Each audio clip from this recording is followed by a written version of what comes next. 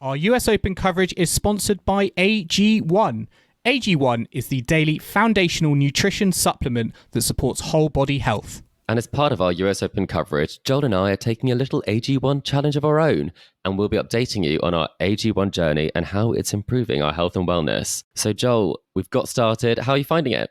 I'm not going to lie, I was a little bit nervous, I was a little bit skeptical at first, but I got my flask, put one scoop in, added water, shook it all about, and do you know what? It actually tastes pretty good. Yeah, I was surprised because normally the healthier something is, the worse it tastes. But for me, what I like is I've got a cupboard of vitamins that it's been able to replace. So that's just one product I can take in the morning. If a comprehensive solution is what you need from your supplement routine, then try AG1 and get a free 1-year supply of vitamin D and 5 free AG1 travel packs with your first purchase. Go to drinkag1.com/tennisweekly. That's drinkag1.com/tennisweekly. Check it out.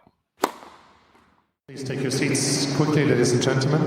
Thank you. Hello, ladies and gentlemen. Welcome to Tennis Weekly with Joel, Kim and Chris. On today's US Open Round 4 catch-up, sponsored by AG1. Swiatek succumbs to Penko Power.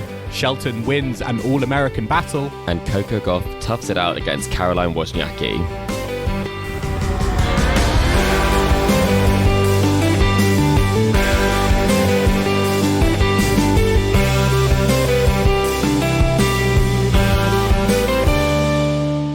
Chris, today is the 4th of September and we are here to catch up on round 4 of the US Open at Tennis Weekly HQ. Well, I say round 4 is still underway. We've got the night session to come. Jack Draper is on the court as we speak. Come on, Jack. Andrei Rublev. Come on, Jack, indeed.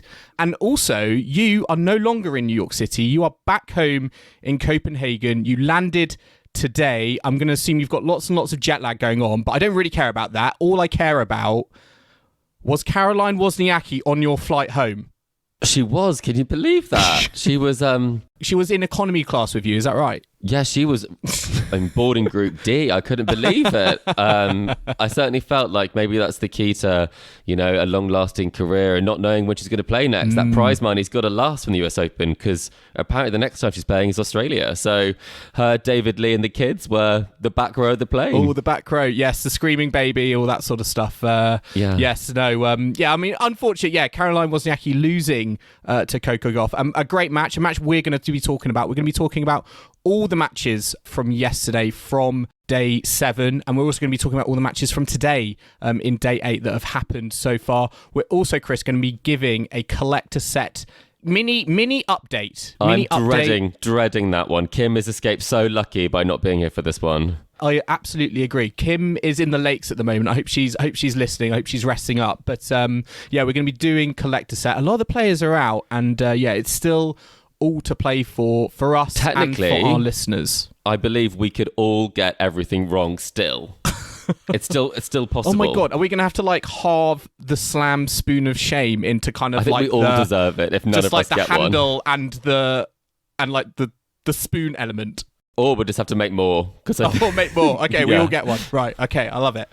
But before we get on to collector set, as I said, we're going to start with day 7, looking at the women's results. And really, Chris, there is only one result to start with. I know I sort of touched on Caroline Wozniacki, Coco Gauff, but we actually have to start with the night session match. Iga Swiatek, Jelena Ostapenko. And Jelena Ostapenko, yet again, seemingly Iga Swiatek's kryptonite, coming through 3 sets, 3-6, 6-3, 6-1. I think that's the 4th time now that Ostapenko has defeated Swiatek. She owns a 4-0 head-to-head record. Sabalenka is going to be the official new WTA world number 1.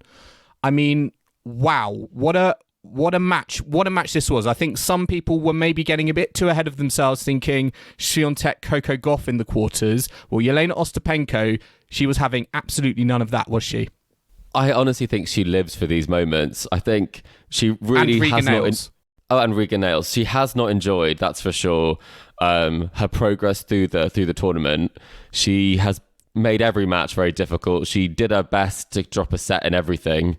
And then she comes out and she produces 2 of the best sets of tennis that I've seen her play against the world number 1, having kind of almost going out to a player that I'm not very much familiar with, who actually beat her in the doubles of Evan Eason. I think I'm saying that right. And that was really messy. So she's one of those players who, as soon as she kind of gets that platform, she's like, you know what? I'm going to show everyone that I can really play tennis like no one else can. And I couldn't believe, that this was the way the score went. I didn't think that Iga would go out with a whimper. I thought maybe it'd be the middle set that maybe Ostapenko would get, and then Iga would maybe get it back on track. But she ran away with it at the end. And I mean, it does make you think, if everything's going to 3 sets, it does remind you of that 2017 run to the Roland Garros title.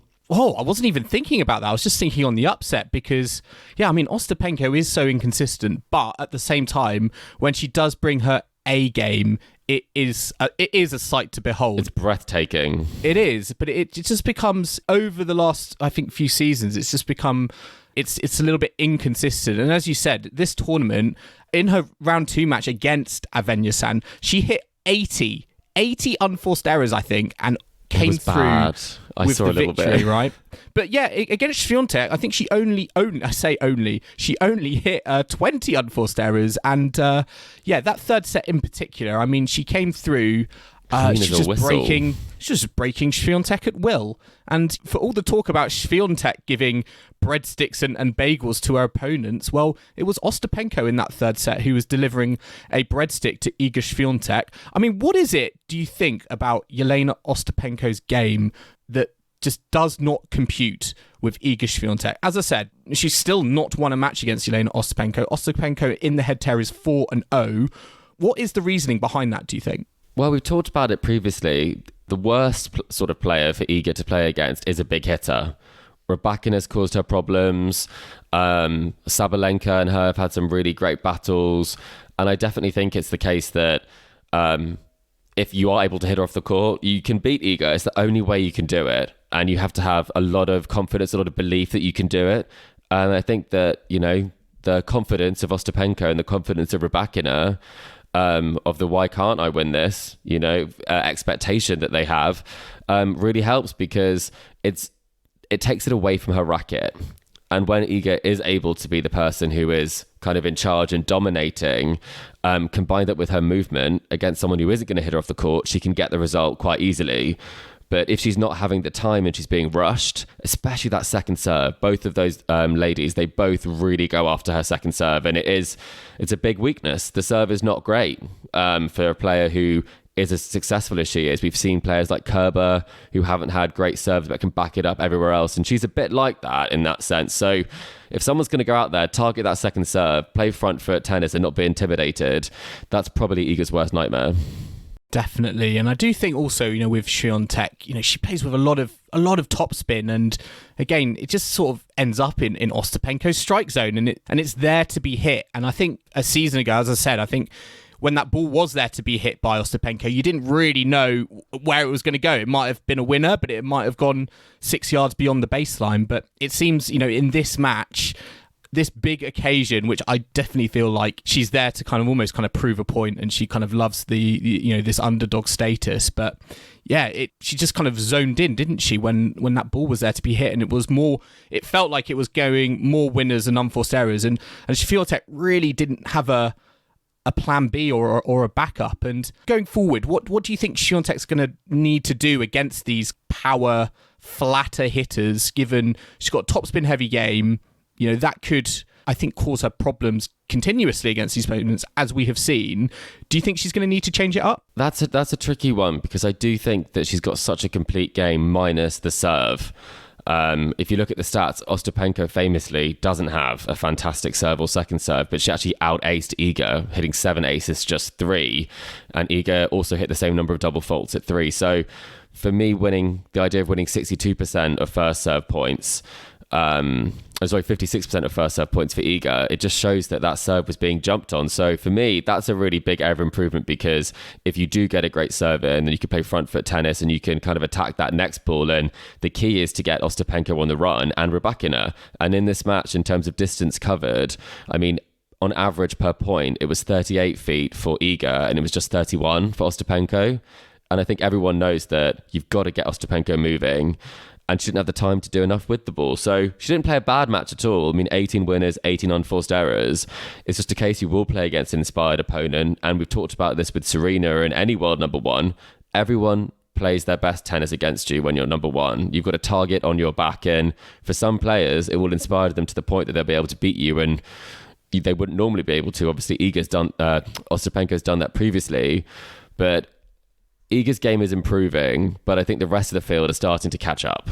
I definitely agree. I think we've seen that with the fact that the world number one ranking, Swiatek, has now been usurped by Sabalenka, and then maybe it felt last season that Swiatek's game was so good, and the gap and the distance between her and the chasing pack was quite wide. But actually, we've seen this season that gap has closed, and as a result, the slam results haven't necessarily been as good. I mean, Chris, Iga Swiatek's Grand Slam record this season as world number one has been round 4 at the Australian Open, champion at the French Open, quarter-final at Wimbledon, round 4 at the US Open. How would you assess Iga Swiatek's appearances at Grand Slams this season and playing as the world number one, particularly compared to last season when it felt like her in a league of her own? Yeah, it really did. I think it's quite a strange situation, really, given the performance she put in last year, that she hasn't been to more than one semi-final this year. That's definitely a surprise because Sabalenka has been to semi-final or better at every slam this year. And if you look at some of the results as well, we've seen, Svitolina hit a semi in a quarterfinal. We've seen some players who've been quite consistent across the slams. And for me, the difference probably is that from a mental side of things, in Australia, I think mentally she did lose it a little bit against Rybakina. I think she didn't think she was going to win that match and didn't feel like she was in a great place before she got it together at the French. Grass, I mean, quarterfinal's a good result for Wimbledon for Iga, given her game, I would say. But the two hard court slams, I think, are the big question marks because they should be places where she can thrive. And, going out to Rybakina is a very tough fourth round opponent. So there's no shame in that one. But I think this one in particular probably will sting a little bit because she had a point to prove in terms of coming into the US Open and trying to defend it. But Sabalenka, I mean, she has been the player of the year, I would say. I think... it shows in the race, I feel. Yeah, number one in the race. She's going to get the number one ranking, and I think she's my pick to win the title when she's on. And I think she's just been always there or thereabouts, especially at the big moments. And the big players play those big moments better. But I guess I'll ask you the question that, looking back on this season, is this a bad? Not a bad is a strong word, but is this a letdown of a season for her coming into this? I mean, she's very dedicated and would want definitely to have won the French, and that almost didn't happen against Mukova. So there are positives to take from it, but how successful has it been for her? I think in one sense it has been a letdown, but I think it was inevitably almost going to be a letdown given the highs that she reached last season, with the winning streak, crazy streak, Grand Slam titles, world number one ranking. It just felt like there was no competition there without someone like an Ash Barty, for example. And it really almost kind of took a season of Iga Swiatek being at the top for that chasing pack, including players like, Sabalenka, Rybakina, Jessie Pegula, Coco Gauff as well. That's almost like there's the target there. They understood, I think, okay, that's the assignment. This is how I'm going to need to raise my game. And I think slowly but surely over the season and going into this season as well, that gap has closed. And as that gap has closed, Iga Swiatek has found it harder and harder, I think, to produce the results that she produced, I would say, probably more comfortably and more easily last season. So I would say personally that it has been a slight letdown. Yes, she has still obviously won a Grand Slam title, but I think if you compare the two seasons, I think there's no denying the fact that she would have liked to have seen more, particularly from the Grand Slam stage from 2023. Yeah, and when you look at the record of 7-7 kind of in major round of 16s, I think there are moments when if she isn't as on song, that she can get unstuck a bit earlier on in some of these tournaments, and a lot of the girls on tour will have the belief now that they can do it too. And I think that will be a very interesting perspective for her now, not being the number one, It might provide some more focus in terms of the goal. But I mean, as someone who stepped into being world number one from Ash Barty's retirement, I mean, she's done wonders for the WTA and leading the tour and making a household name for many people now in terms of her performances. So I think it will be freeing, a little bit freeing. I agree. I think, this isn't like, we shouldn't be talking about this like the death of tennis, I think, or whatever, or like the end of an era of Iga Swiatek, or however you want to picture it. It's just not that dramatic. I think, to be honest, it was probably, given the amount of points that she was having to defend coming into the season, to me, it was almost a little bit inevitable that something like this was going to happen, almost kind of like a rubber band effect. I think that naturally your competitors are going to catch up. And we should celebrate and recognise the fact that, Swiatek went on 75 weeks in a row as world number one, thrusted into that spotlight by Ash Barty retiring, is incredible. And I think we'll learn, a lot more about that when we see how Sabalenka handles being world number one. She's never been in that position before. I think it's kind of interesting given that it's happened like midway through a Grand Slam. It's an extra thing that is going to be there for Sabalenka. She's playing later today, this evening, against Kasatkina. Do you think she's going to be able to just sort of not think about that anymore? Or, like, arguably, is that like not going to help her motivation, because she could be like, oh well, I don't have to win this Grand Slam. I'm going to be world number one come Monday. Well, I think it's interesting, the mentality of some players as to what motivates them. And for a player like Serena, and there was that famous quote around with Dinara Safina where she said that her goal was to win another slam. I think she'd won 3 slams that year and she was still number 2 because she wasn't playing other tournaments. So I think that's something that's so kind of key, is that slams are what makes you famous. Slams are what makes you go out in history. And you take a Jelena Jankovic or Dinara Safina, and unless you get a slam, you haven't done what is the pinnacle of tennis. The pinnacle of tennis is not becoming world number one. It is about your slam record. When we look at the GOAT debate, it's very much around the fact that how many slams you've won. That's the number we're all fixated on. And so I think that's really key. So I'm hoping that she almost parks this, doesn't celebrate this, and gets on with the job at hand, because it can be a distraction. And you don't want to have that emotional kind of,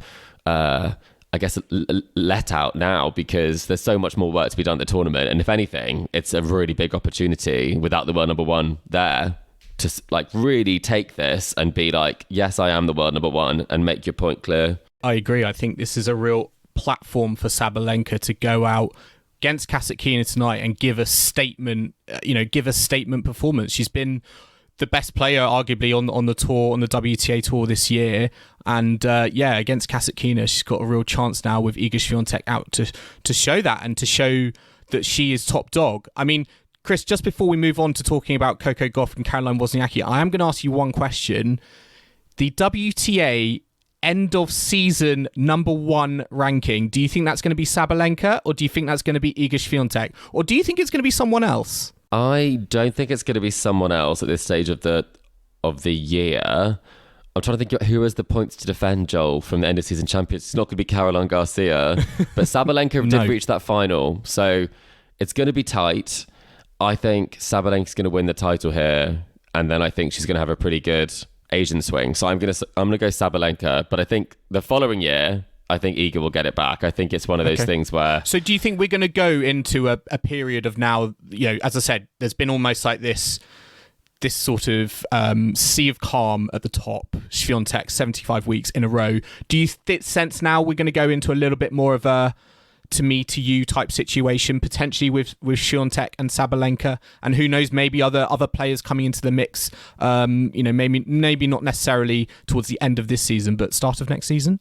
Yeah, I actually quite liked it when there was that period on the tour where it was kind of chopping and changing a little bit amongst players who had slams and were playing well. I think Iga's dominance has been so good for the tour in so many ways at a time when there was this big gulf that was left by several players not being there, like Serena, for example, and Ash Barty. So I think it will be great. I think for the competition, it's never been better, I think. It probably has been better, but I mean, like, in terms of the recent times, like Coco Gauff is playing top 5 tennis. Sabalenka's playing top 5 tennis. Iga's in there. Mukova is playing phenomenally. All of these players in the top 10, Vondrousova. I mean, it's great players playing really well at the moment. And it's all to play for. So it feels like that race to wherever they're going, wherever that might be, the race to nowhere is really hotting up. Exactly. And as you said, Coco Gauff is definitely one of those players who is up there. And she toughed it out against Caroline Wozniacki in 3 sets. Interestingly, in the same scoreline as the Swiatek Ostapenko match, 6-3, 3-6, 6-1. And yes, I mean, again, this was a really tough match, I think, for Coco Gauff because of the pressure and the expectation. The fact that these were 2 fan favourites stepping out onto the court. And in that 3rd set, I mean, Wozniacki did take an early break. Brad Gilbert, Coco Gauff's coach, was trying to give Coco advice. She was having none of it. And she just went out by herself and was like, I'm doing me. And she just went about herself emphatically and didn't really look back against Wozniacki because that set was over in a flash from a point of, as I said, real adversity with Wozniacki breaking and also taking that 2nd set. I thought it was really impressive, and I think it's one of the things I've liked most is actually the interactions between Gauff and her camp and Brad Gilbert. I think it's Do you like to see that, though? Do you like to see that when a player is... Because it was so clear, I feel, on the TV, like Brad Gilbert saying these things, and then Coco Gauff was like, almost internally, she was just like, shut up, just let me get on with it. Do you like seeing that, or do you think it depends on the sort of player? I think it's different. I think when you listen to how fond she is of him and his quirks, and he's just one of those people who is just... says whatever they're doing. I mean, she's been saying he gets up at like 3:30 a.m. He does this. He sends her 54 playlists before she even wakes up, and every match he had a Jolly Rancher in his mouth at the time. Well. And she's like, he keeps giving them to me, and I don't actually eat them. I just keep giving them away. And so I think it's definitely a case where he might overload at times. So for me, it's actually quite good because she said that she wanted to solve the problem herself in post-match, and I think so many players, especially when on-court coaching is allowed, aren't problem solvers themselves. Madison Keys, for example, if we've talked about this, if the A game isn't there, she isn't able to solve that problem. Camilla Giorgi, not a problem solver. And a lot of these players who don't have that in their armory, and to be a champion, you are alone on the court. You have to get it done, and you have to figure out what about your game or what about your opponent's game is going to bring around the W. And she did that. And for me, I think you thought this at the time as well, Joel, that was what was most impressive about that result, was that final set after going that breakdown and then coming storming back. And that's something that we've seen the serve breakdown. We've seen the forehand breakdown in that situation. And she's a different player. She really is.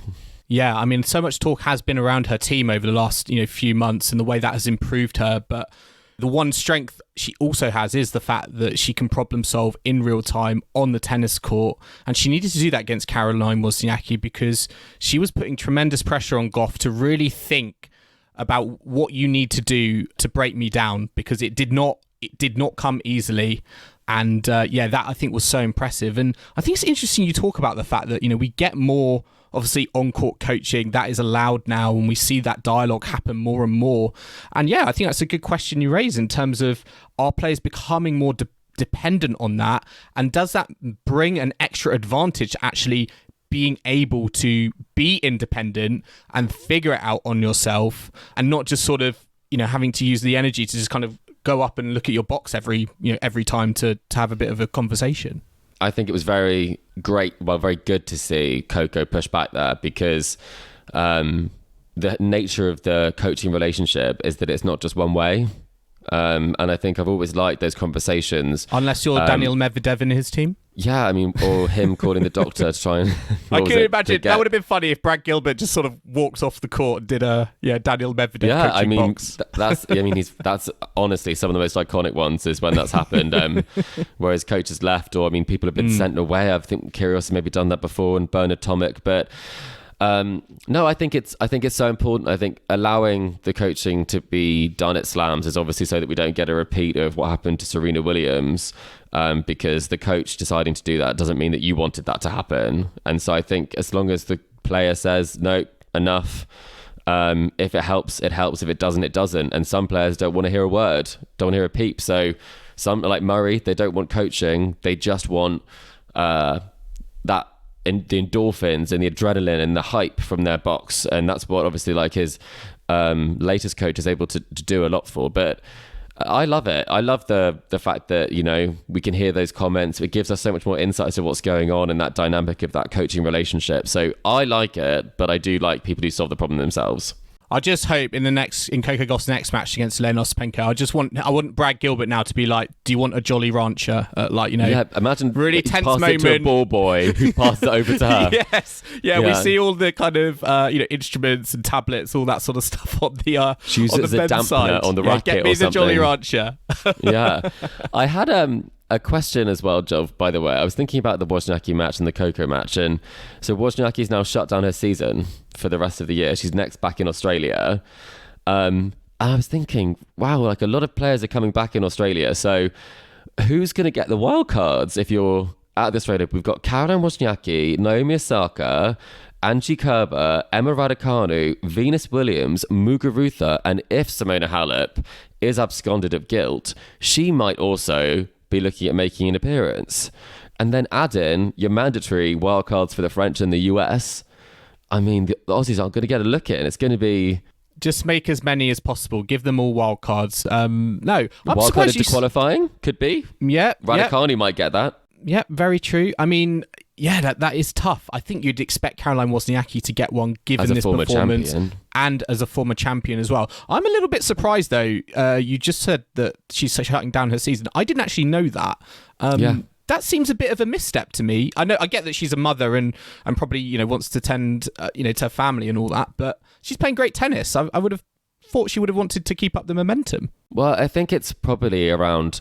She was obviously diagnosed with, I think, rheumatoid arthritis. And so it is something where managing that is going to be a really big part. And this is a big test on her body. She's performed brilliantly. And I reckon she'll have a much better time leading into an event. Playing, she loves to play in Auckland. And then playing in Sydney, maybe a couple of those tournaments leading in to really get yourself back into match fitness, because there's no doubt that she is physically fit enough, but she needs a few more matches probably in the lead up to Australia if she takes the time off. But it makes sense. She's got family, there's balance there, and she's shown that she can come straight into a tournament and do well. So I think it makes sense why you wouldn't want to miss this, right? You would want to test yourself at the US Open. That is true. If you're targeting 2024. Yep. Right, well, let's move on to a couple of other ladies who are into the quarterfinals. Karolina Muchova and Sorana Castella. Castella coming through Belinda Bencic in straight set 6-3, 6-3. And then Muchova defeating the Chinese player Wang Jingyu in 3 sets. Yes, Chris, these two are going to meet in the quarterfinals. Muchova's been on great form lately. I think she has now completed the career quarterfinal slam. She's now made the quarterfinals at every Grand Slam tournament. Sorana Castella back into a Grand Slam quarterfinal for the first time since 2009. That's a 14-year gap. And I found out the other day, that there's only one player who has achieved a longer gap, and that was Miranda Lukic. 18 years between Wimbledon 1999 and Australian Open 2017. But two great stories. Muchova backing up all the promise and all the tennis that she has shown of late in this season, and then Castella just showing that sort of staying power on the tour, incredible longevity, and making the most against an out of sorts Belinda Bencic. I mean, Muchova's going to be very dangerous in Australia. She has had some great results there, and she's showing that the hard courts are actually probably her best surface. I think some of the tennis that she's put on display. When it comes to the clash between the two of them, you'd have to think that Muchova would have the edge with the variety, because she's going to mix up the pace. And a lot of the players, so for example, Bencic, and then in terms of Rybakina, were probably feeding quite a similar ball to Castella, and she was able to handle that and dominate. So I think Muchova is going to be a tricky prospect for Castella. I didn't think Castella would beat Bencic in straight sets. I thought Bencic has very high tennis IQ. I thought she would be able to do a bit more in that situation. So that is a disappointment for her, because she's floating around the top 10 Bencic in the race at the moment. But that makes 2 players, I believe, who's now made it the quarterfinal slam because Ostapenko made her first quarterfinal. That is very as true. Well, so I mean, when it rains, it pours. But fantastic achievement from Christea, and it just makes you think that it's a lot of these players are so hot and cold at times, and you just got to stick it out until that one tournament. And it might come when you're 33, it might come when you're 29, it might come when you're 19 or 18, like Emma Raducanu and some players. So it's so competitive there. There are so many players who can do well.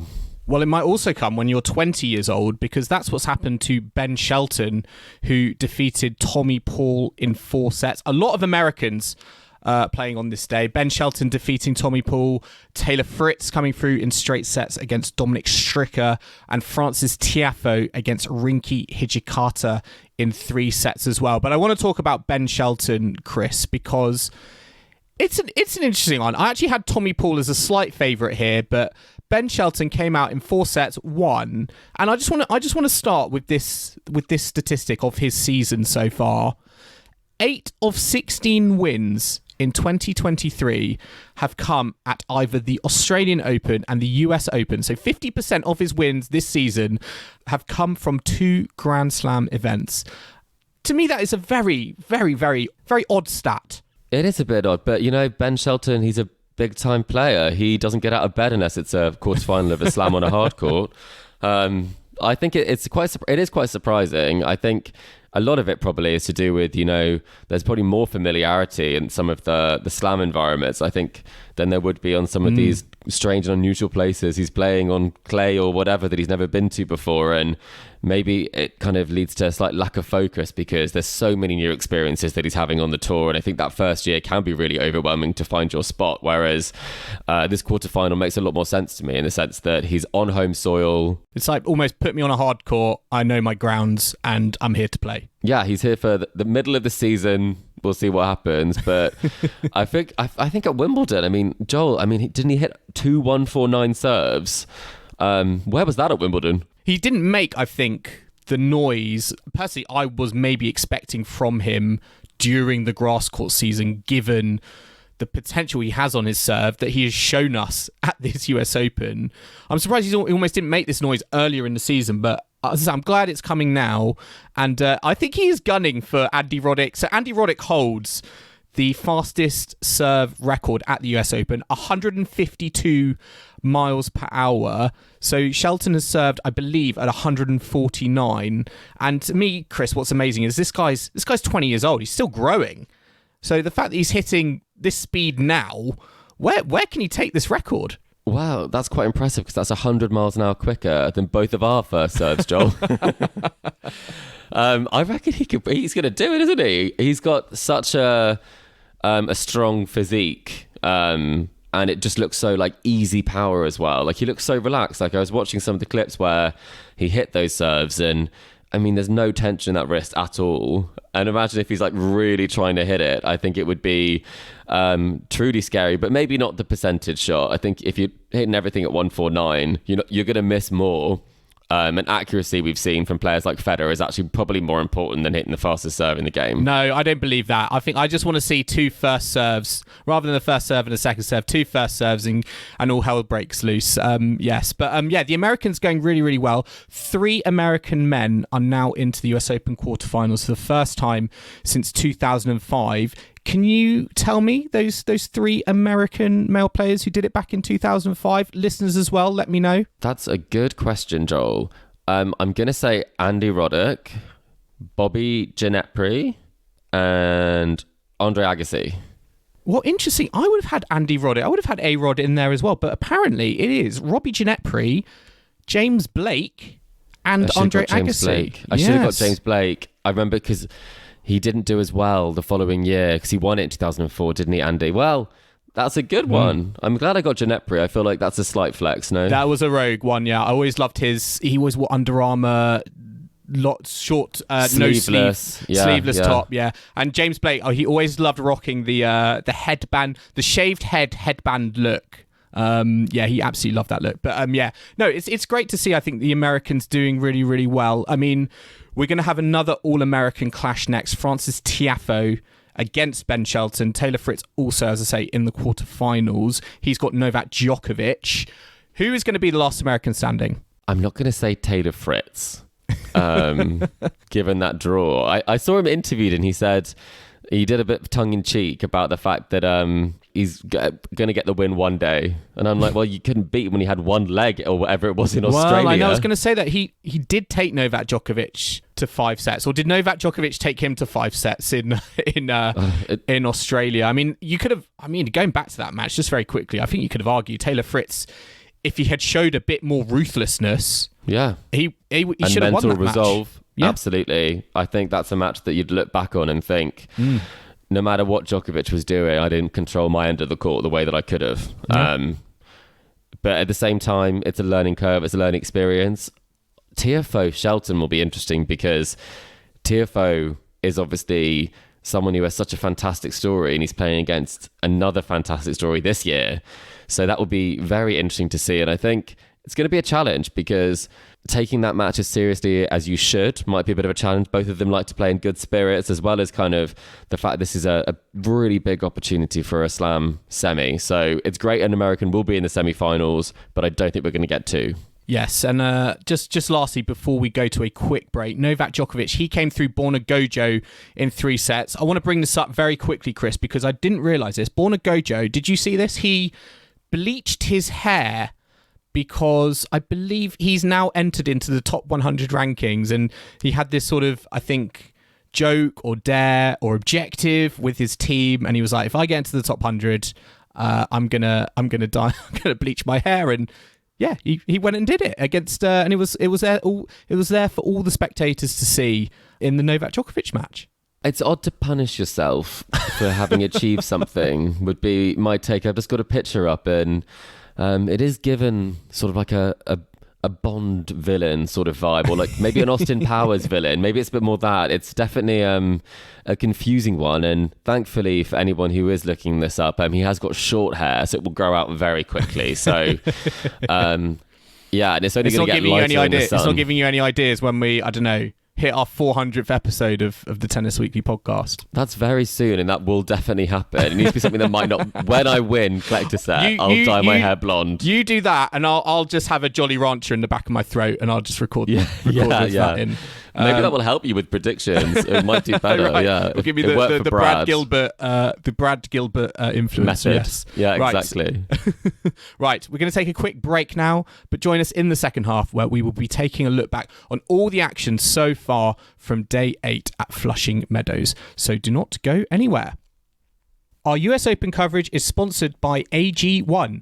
AG1 is the daily foundational nutrition supplement that supports whole body health. If a comprehensive solution is what you need for your supplement routine, then try AG1 and get a free 1-year supply of vitamin D and 5 free AG1 travel packs with your first purchase. Go to drinkag1.com/tennis weekly. That's drinkag1.com/tennis weekly.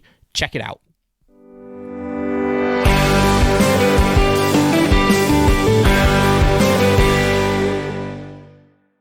Welcome back to the Tennis Weekly podcast, sponsored by AG1. And now we're going to move on to, Chris, day 8. Today, let's start first of all. Unfortunately, Jack Draper has just lost against Andrei Rublev in 4 sets. We're going to be talking about that in a sec, but I want to talk first of all about the 2 ladies matches that we've had that have been completed.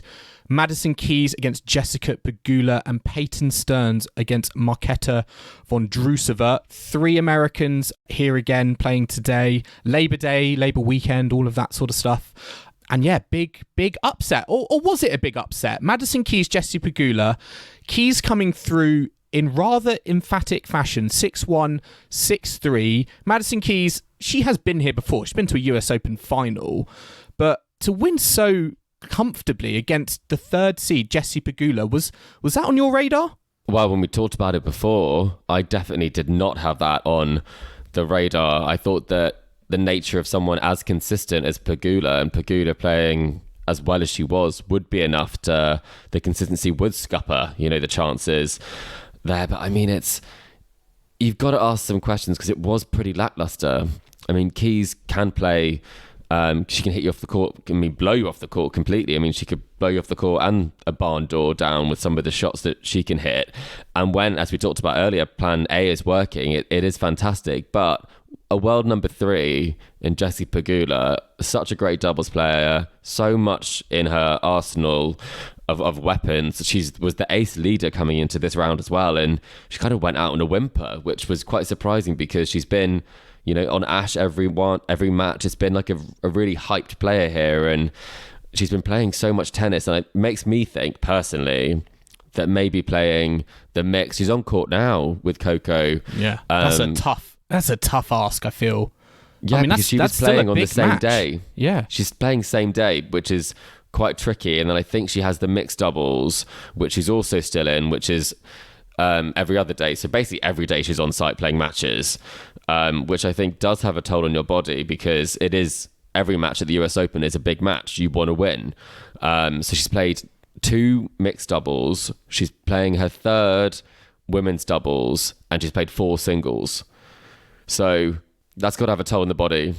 Do you think that's the right approach? Because, we're going to be talking about Marketa Vondrousova soon. She's now actually pulled out of the ladies' doubles.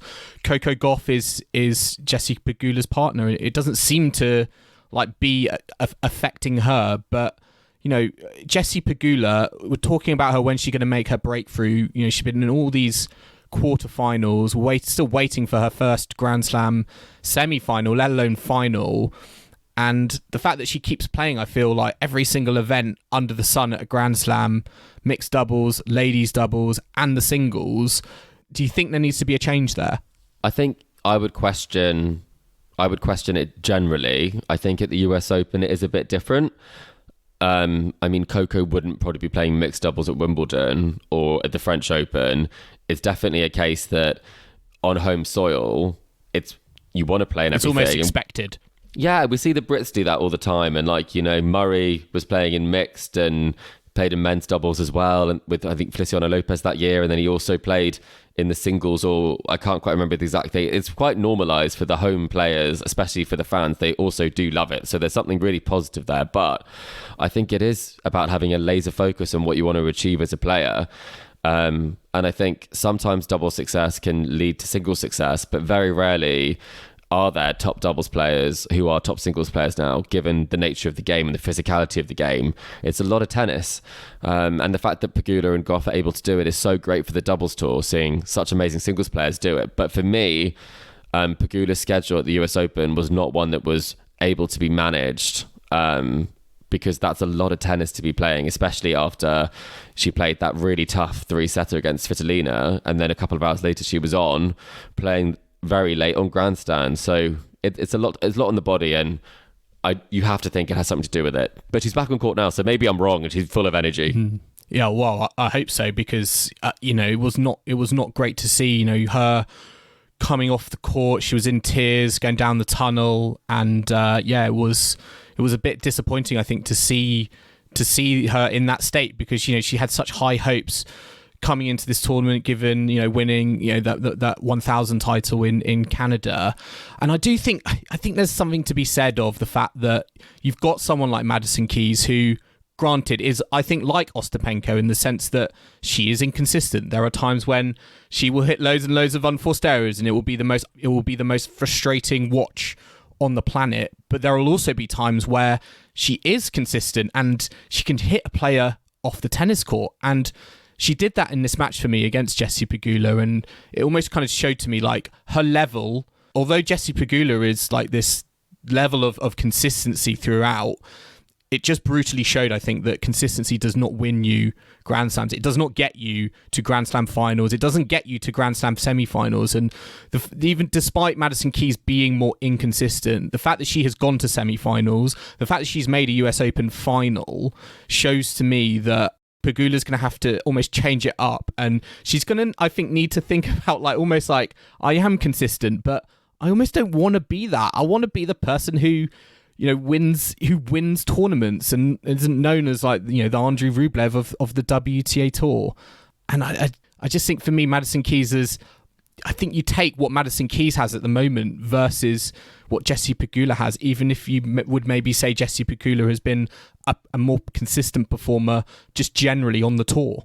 Would you rather have 5 semi-finals, 4 semi-finals and 1 final, or would you rather have a quarterfinal at 3 of the 4 majors, or 4 of the majors now. I think you want to be in contention, and that's why people play tennis. So I do think you have to peak at the right times. And I'm not sure that the scheduling with Pegula playing as much will allow that to happen. Again, we do not know what her energy levels are at, but you have to think that this is the only noticeable thing that is a bit different, because she's got the game. She's a fantastic player. But I mean, it consistently has happened over the last couple of years that she hasn't peaked at the slams, but she has peaked at some other tournaments that are either post-slam or the warm-up events. So there's a question for her camp for sure. And Peyton Stearns, another American, she lost to Marketa Vondrousova. Vondrousova coming through 6-7, 6-3, 6-2. Now, there's a little bit bittersweet here because Vondrousova has pulled out of the ladies' doubles with Strickova, citing, I believe, probably a shoulder injury. She had to take medication through the match against Stearns just to basically get her through. I think Stearns maybe will probably be a little bit disappointed she wasn't actually able to win this, because Vondrousova to me was not at 100%. I don't even think she was at 90%. Her body language was very negative.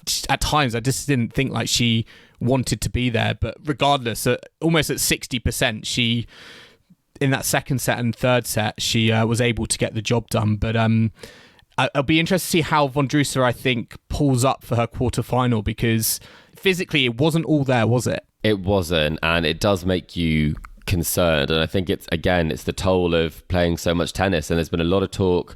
Vasek Pospisil's been talking about the tennis balls and the injuries and how difficult it is. And that's all the more reason that it lends itself to, protecting your priority, whether that's singles or whether that's doubles. And for her, recovery was key ahead of this quarterfinal that she'll be playing on Wednesday. So there is a bit of time.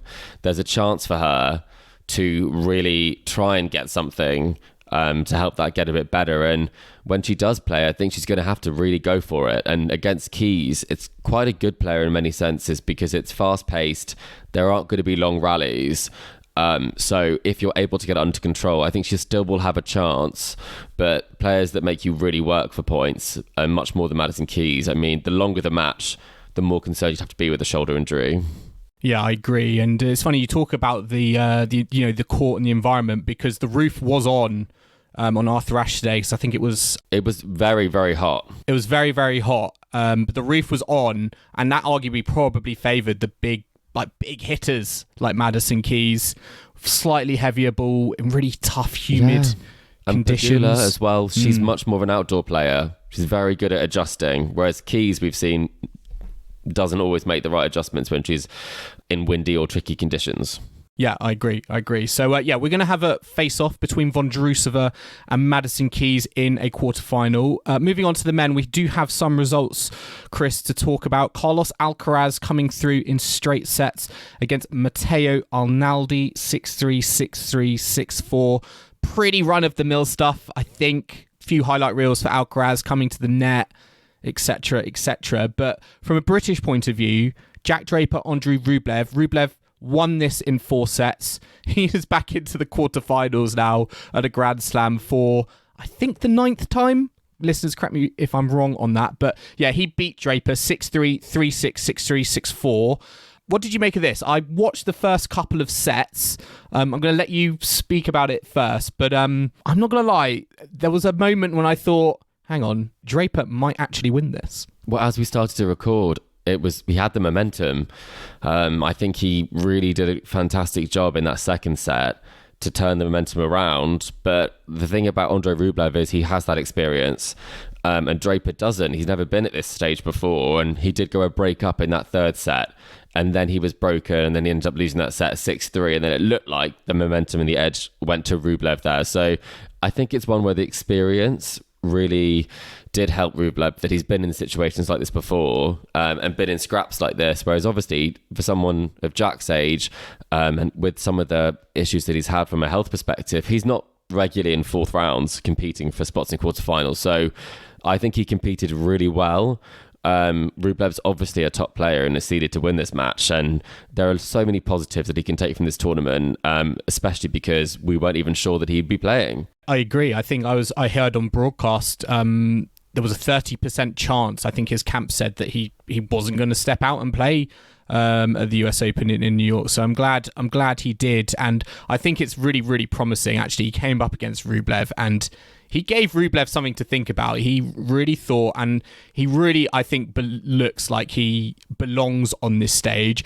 I will say, though, a lot, I think, rests on, at the moment anyway, a lot rests on that serve, because particularly in that first set, you could just see it was so much easier for him. His first serve is great, sets him up for the rest of the point really, really well.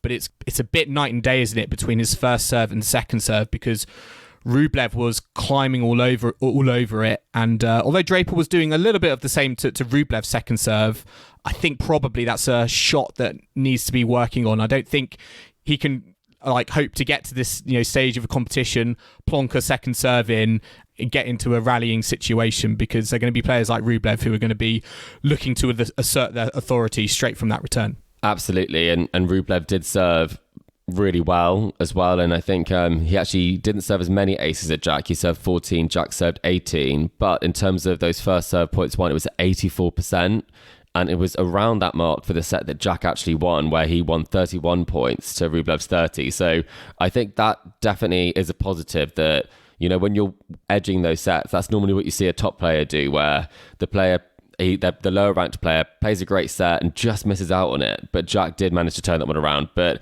the second serve, as you say, the big difference is 40% of points won on second serve for Jack, and 69% for Rublev. So that's where it matters, that second serve. And in terms of receiving points won, he didn't really make that much of an impact against the Rublev serve in the same way that Rublev was able to make it on his. So he's got the game off the ground. It is all about that first serve, that first serve percentage. Yeah, and hopefully we can talk to him about it when hopefully we see him. I'd love to see him there. Well, exactly. I hope so. In Manchester, in Davis Cup Jack Draper. He's really had. Well, just to have a run of tennis, because I just think it's just been too stop-start for everyone's liking, including him, his camp, British tennis fans, and I think it'd just be great to see him back on the court at Davis Cup. But let's see what the changeover is. We still have some matches today for some quarterfinalists we do not know. So we've got Kasatkina, Sabalenka, Zverev, Sinner in the night session on Ash. And on Louis Armstrong, we have Jabeur versus Qinwen Zheng and Daniil Medvedev versus Alex de Minaur. Which one of those matches are you most excited about, of what's to come still on this day? I probably would have to say Zverev Sinner. I think that one has the most potential for me. I think there's more unanswered questions there, whereas you have to feel like there's a favourite in the other ones, and if they don't live up to that, then I feel like it would be because they weren't playing particularly well. I think de Minaur has a good chance against Medvedev. He's beaten him very recently. He'll have a lot of confidence behind that, but a battle between the former youngest hope versus who is a young hope now, Sinner, I think that will really kind of tell us a lot about how they're playing and where their level is at, because it's hard to tell so far for both of them how well they're playing this tournament. I agree. I'm actually looking forward to Kasatkina versus Sabalenka. I mean, of course you are. Those are absolute polar opposites in terms of how they approach tennis on the court. Kasatkina, not the most powerful player. I almost look at some of her serves and I'm like, how is she so good with that serve? But it just works for her, and I'm just fascinated to see also, as I said, with Sabalenka coming on knowing that she's going to be world number one, whether that whether we're going to see anything different, how she's going to take that in her stride. I think it's going to be really, really interesting. We've also got day 9 to come tomorrow. The schedule is out. Chris, Americans, I've just said on our script, Americans everywhere. We've got everywhere. Gauff, Ostapenko, Djokovic, Fritz, and then in the night session we've got Kostya, Mukova, Shelton versus Frances Tiafoe. Gauff, Ostapenko is first on, I believe, because I think Coco Gauff's got a doubles match, or she's got another tennis match to play, and as a result she needs to get her singles out of the way first, because I think maybe some people might be disappointed that was not the night session match of rather than Kostya Mukova. But what do you make of that lineup? I agree. I would have liked to see that as a night match. I think that would be a great time for her. I think for Ostapenko, it will actually help her if it's warm. The balls will really be flying for her. And you know what? It's a bad draw. I think for the Iga, it was a bad draw. For Coco, it's a bad draw in many ways because she lost to her in Australia in straight sets. And obviously Coco has improved a lot since then. But the last thing you need is to have someone like Ostapenko having won your last head-to-head encounter. And I mean, she's already got all the confidence in the world coming off this last win. But we've talked about it before. It's hard to back up wins. So I think that'll be fascinating to see. I think it will go to 3 sets. And I think when Ostapenko... Don't get ahead of yourself because I'm going to now ask you, like we did last time. I don't know what we said last time. I know our listeners love this and love to hear our predictions, even if they're not foolproof, but they never are. But I'm going to give you the matchups we got tonight and the matchups we got tomorrow, and I would like you to give me winner and number of sets. Okay? Mm-hmm. Kasatkina, Sabalenka. Sabalenka in 2. Sabalenka in 2. Zverev versus Sinner. Sinner in 4. Zverev in 4.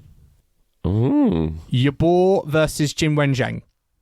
Oh, this is going to be another horrific 3-setter. And I think Jabor's going to crawl across the line. Yeah, I'm with you there. I'm going Jabor in 3 as well. And Medvedev versus ADM. I would love this to be competitive, but I honestly think it'll be Medvedev in 3. Medvedev in 4. I'm going to maybe a little bit more competitive, but I'm still going to give Medvedev the edge. Right, okay. Let's move on to tomorrow, the big one. Coco Gauff versus Yelena Ostapenko. I wouldn't bet against Ostapenko now. I think who knows what she's going to do, but having shown that level of tennis, yeah, I think 3 sets Ostapenko. Oh, okay. I'm going to go Coco Gauff in 3. You love that prediction. I know. I have to go with that because I got Coco Gauff winning the thing in my original predictions. You do. Novak Djokovic, Taylor Fritz. Do we have to answer this? I think yes, Djokovic we do. In 3. Djokovic in 3. Djokovic in 4. Kostya Mukova. Mukova in 2. Maybe 7-5, 7-6. Yeah, okay. Mukova in 2 as well. And then Ben Shelton versus Frances Tiafoe. Where are you going there? Ben Shelton. I think it's time. I think it's going to be really hard from being the story, the breakpoint story, to being surpassed in the story already 1 year later by another younger American. It's a lot to handle, I think. Interesting. What do you think? I think no. I think he's gone this far and it's been great experience, but I think Frances Tiafoe is the real deal and he's going to just pull on all the experiences he's had, including from the US Open last year. So I'm happy either way though, right? We wouldn't be disappointed with either of those people winning. No. I think it could be a real spectacle for everyone. It should bring the house down, right? Night match, final match on. It should be fantastic. I'm going to go Tiafoe in 4. We have to try and remember these because we always forget. Like last time, I was like, did I say Paul or Shelton? I have no idea. I think it's just best to forget. But yeah, we're gonna end there. Well, actually, we're just gonna do one last thing, Chris. As I said, as I promised, we have time. Maybe we don't have time. we have a couple more minutes left. Okay. As I alluded to at the beginning, mini collector set update. Our 6 picks were Carlos Alcaraz, Stefanos Tsitsipas, Tommy Paul, Marketa Vondrousova, Karolina Mukova, and Caroline Wozniacki. I'm just trying to make sense. I think you have got the most of us 3. You've got 5 out already, so that's not particularly great, is it? But how many have you got correct so far? Oh, yeah, none. None yet. But the key for listeners, there are 3 results that are still in the running. So both Kim and Joel have Alcaraz to make the final. They both have Vondrousova for the quarterfinal. But the key deciding factor is Mukova, whether she will make the quarterfinal or the semi-final, who will decide out of the 3 of us who has done the best, unless all of that goes wrong and Alcaraz wins it. And then I can still come up with the triumph. So don't count your chickens just yet. Yeah, it's gonna be interesting. It's still all to play for. But yeah, 3 players left. Yeah, I'm very much hoping quarterfinals. Vondrousova, Mukova, you got to go out. I'm sorry. I need to win collector set. She's got the shoulder injury. Yeah, exactly. But we're going to be compiling all of our listeners who've submitted entries in, and we're going to give an update on that as well. On Wednesday, yes. Wednesday, right. On Wednesday, we're going to give that. So make sure you look out for that. But we're going to end our round 4 catch-up here. So listeners, I hope you've enjoyed our latest episode, as always, of the Tennis Weekly podcast. Remember to subscribe to us to stay up to date on all the action still to come from Flushing Meadows at the US Open. We're on Apple Podcasts, Spotify, and all major podcasting platforms out there. And if you like what you're hearing, then make sure to leave us a rating and review on Apple Podcasts or Spotify. You can also follow us on social media and stay up to date with all of the action that we covered from Flushing Meadows. And you can email the show as well. For our socials, we're on Facebook, Instagram, Twitter, TikTok, YouTube, and all of those at the handle @TennisWeeklyPod. You can also purchase Tennis Weekly exclusive merchandise from Etsy. Do check that out. That's etsy.com/shop/tennisweeklypodcast. And you can email the show tennisweeklypod@gmail.com. And finally, you can check out our website, tennisweekly.co.uk.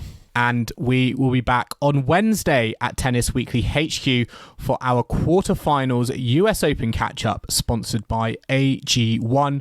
So I hope you can join us for that. But in the meantime, it's goodbye from Chris. Goodbye. And it's goodbye from me. We'll see you again soon.